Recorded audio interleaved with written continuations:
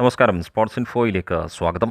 അത്യന്തം ആവേശം നിറഞ്ഞ കൊൽക്കത്ത ഡെർബി ഇന്ത്യൻ ഫുട്ബോൾ ആരാധകർക്ക് മികച്ച ഫുട്ബോൾ വിരുന്ന് തന്നെയായിരുന്നു ഇന്നലെ ഒരുക്കിയത് എന്നതിൽ സംശയമേ ഇല്ല. എങ്കിലും പതിവ് പോലെ ഗുരുതരമായ റഫറിംഗ് പിഴവുകളും കാണാനായിരുന്നു ഇന്നലെ.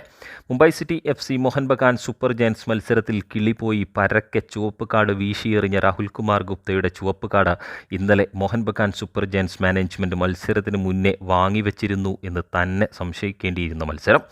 പെട്രാറ്റോസിൻ്റെ പുവർ ബിഹേവിയർ തന്നെ കണ്ട മത്സരത്തിൽ സ്ട്രെയിറ്റ് റെഡ് കാർഡ് തന്നെയായിരുന്നു പെട്രാറ്റോസ് അർഹിച്ചിരുന്നതെങ്കിൽ മഞ്ഞക്കാർഡ് പോലും കൊടുക്കാതെ ആ വലിയ സംഭവം ചിരിച്ചൊതുക്കിയ രാഹുൽ കുമാർ ഗുപ്ത എന്ന ഇന്ത്യൻ റഫറിക്കിരിക്കട്ടെ ഒരു കുതിരപ്പവൻ. ഇത്തരം റഫറിമാർ ഇവിടെ നിലനിൽക്കേണ്ടത് മോഹൻ ബഗാൻ സൂപ്പർ ജയൻസിന് വളരെ അത്യാവശ്യം തന്നെയെന്ന് ഒരിക്കൽ കൂടി തെളിഞ്ഞ മത്സരം. മുംബൈ സിറ്റി FC താരമായിരുന്ന Greg Stewart Mumbai city FC Mohun Bagan super giants മത്സരത്തിൽ രാഹുൽ കുമാർ ഗുപ്തയിൽ നിന്നും ചുവപ്പ് കാർഡ് വാങ്ങിക്കൊണ്ട് ഇന്ത്യൻ സൂപ്പർ ലീഗിനോട് വിട പറഞ്ഞു പോകുമ്പോൾ രാഹുൽ കുമാർ ഗുപ്ത എന്ന ഈ റഫറിയെ നോക്കി ചിരിച്ചുകൊണ്ട് തൻ്റെ കൈകൊണ്ട് ആക്ഷനിലൂടെ ചോദിക്കുന്നുണ്ടായിരുന്നു, ഇത്രയും നന്ദി കാണിക്കാൻ എത്ര കിട്ടിയെന്ന്.